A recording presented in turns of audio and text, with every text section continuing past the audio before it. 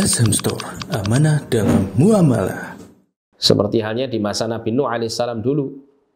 Ya, sebelum Nabi Nuh diutus, bapak-bapak mereka, ya kaum Nabi Nuh ini dulu adalah orang-orang soleh, ya, yang Allah sebutkan nama-nama mereka dalam Al-Quran, dalam Quran surah Nuh itu, Suwa', Yaghuth, Ya'uq, Nasr itu ya.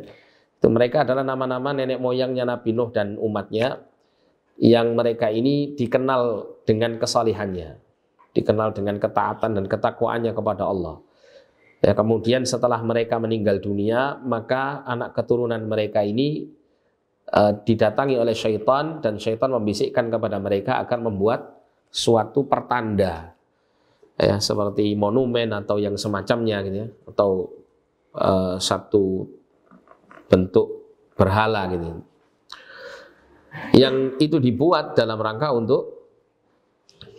untuk memberikan apa istilahnya itu, kenangan gitu ya, memberikan kenangan, mengingatkan anak keturunannya itu agar supaya meneladani, ya, nenek moyangnya yang soleh ini, agar supaya termotivasi untuk melakukan ketaatan kepada Allah. Sehingga sering mereka mendatangi tempat tersebut untuk merenung, untuk mengingat gitu ya, untuk i'tikaf isinya. Tapi i'tikafnya bukan untuk ibadah, tapi dalam rangka untuk, ya, merenung dan mengingat kenangan-kenangan nenek moyang mereka yang soleh ini.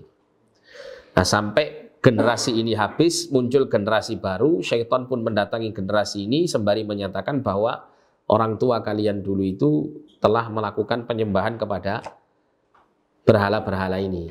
Ya.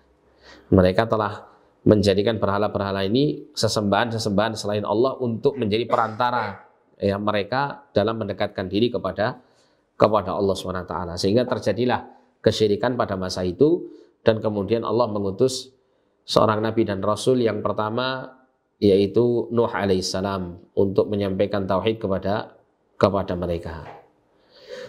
Ini menunjukkan bahwasanya berkenaan dengan kesyirikan itu terkadang terjadinya demikian, tidak serta-merta langsung terjadi kesyirikan.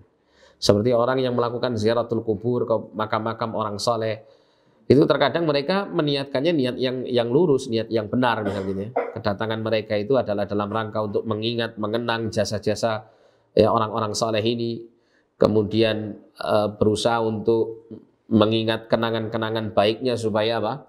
Supaya bisa meneladani dan termotivasi untuk mengikuti jejak kebaikan dan kesolehan mereka.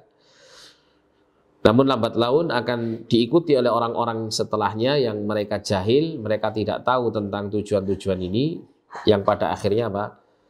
Niat dan tujuan mereka ketika ziarah ini bertujuan untuk sesuatu yang menyimpang. Jadi meniatkan ibadah kepada Allah di sisi kubur, atau menyengaja untuk melakukan ibadah kepada Allah di sisi kubur, maka ini adalah ziaratun bid'iyah. Kemudian qasdut tabarruki biha, termasuk juga memaksudkan untuk datang ke kubur itu dalam rangka tabarruk, ngalap berkah. Ya, dan banyak orang itu yang sebagian mereka mengalap berkah ini, ada yang mengambil sebagian dari tanahnya kubur itu, atau mungkin mengusap-usap pakaiannya pada apa? Pada batu nisannya atau pada bangunan kuburnya dan seterusnya.